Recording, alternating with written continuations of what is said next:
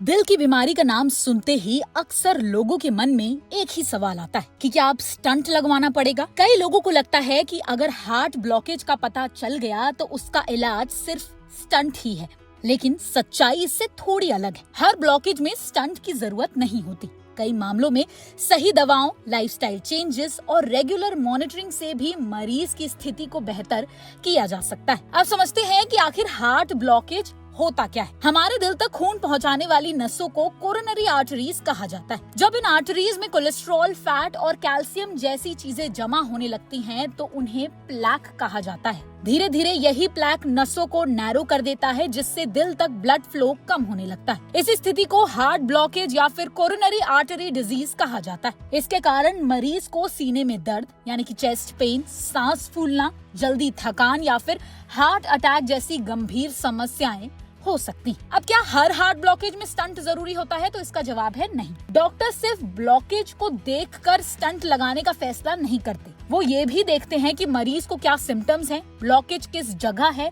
Blood flow कितना प्रभावित हो रहा है और हार्ट अटैक का खतरा कितना है। अगर ब्लॉकेज हल्की है और मरीज को कोई भी गंभीर लक्षण नहीं है, तो कई बार सिर्फ medicine, cholesterol control, blood thinner, BP management, healthy diet, regular exercise और स्मोकिंग छोड़ने जैसे लाइफस्टाइल चेंजेस से ही बीमारियों को नियंत्रित किया जा सकता है। अब किन परिस्थितियों में स्टंट लगाने की जरूरत पड़ सकती है? अगर हर मरीज को लगातार सीने में दर्द, सांस लेने में परेशानी या फिर हार्ट अटैक जैसी इमरजेंसी कंडीशन हो, तो डॉक्टर एंजियोप्लास्टी के जरिए स्टंट लगाने की सलाह देते हैं। स्टंट एक छोटे से मीश ट्यूब की तरह होता है, जिसे ब्लॉक्ड आर्टरी के अंदर डालकर उसे खोलकर रखा जाता है ताकि ब्लड फ्लो सामान्य हो सके।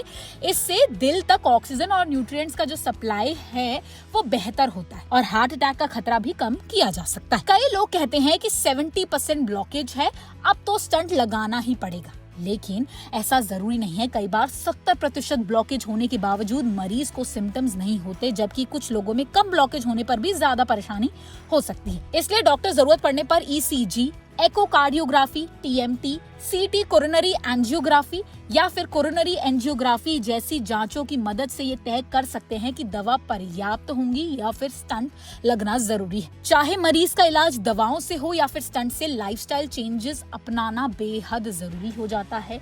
हार्ट डिजीज को कंट्रोल करने के लिए बैलेंस डाइट, नियमित physical activity, weight control, diabetes और ब्लड प्रेशर को मैनेज करना, स्ट्रेस कम करना और स्मोकिंग से दूरी बनाए रखना सबसे महत्वपूर्ण हो जाता है। आजकल कई लोग रिपोर्ट में ब्लॉकेज शब्द देखकर घबरा जाते हैं, लेकिन याद रखिए, हर हार्ट ब्लॉकेज का इलाज स्टंट नहीं होता। सही इलाज मरीज की पूरी क्लिनिकल कंडीशन, सिम्टम्स और जांचों की रिपोर्ट पर निर्भर करता है। अगर आपको बार बार सीने में दर्द, सांस फूलना, ज्यादा थकान या फिर हार्ट अटैक जैसे लक्षण महसूस हो रहे हैं, तो बिना देरी किए कार्डियोलॉजिस्ट से सलाह लें। समय पर सही जांच और सही इलाज से ही हार्ट डिजीज को काफी हद तक नियंत्रित किया जा सकता है। तो अगर आपको ये वीडियो पसंद आई हो तो इसे लाइक और शेयर जरूर कीजिए और ऐसी ही हेल्थ से जुड़ी हर छोटी बड़ी अपडेट के लिए जुड़े रहें ओनली माय हेल्थ के साथ।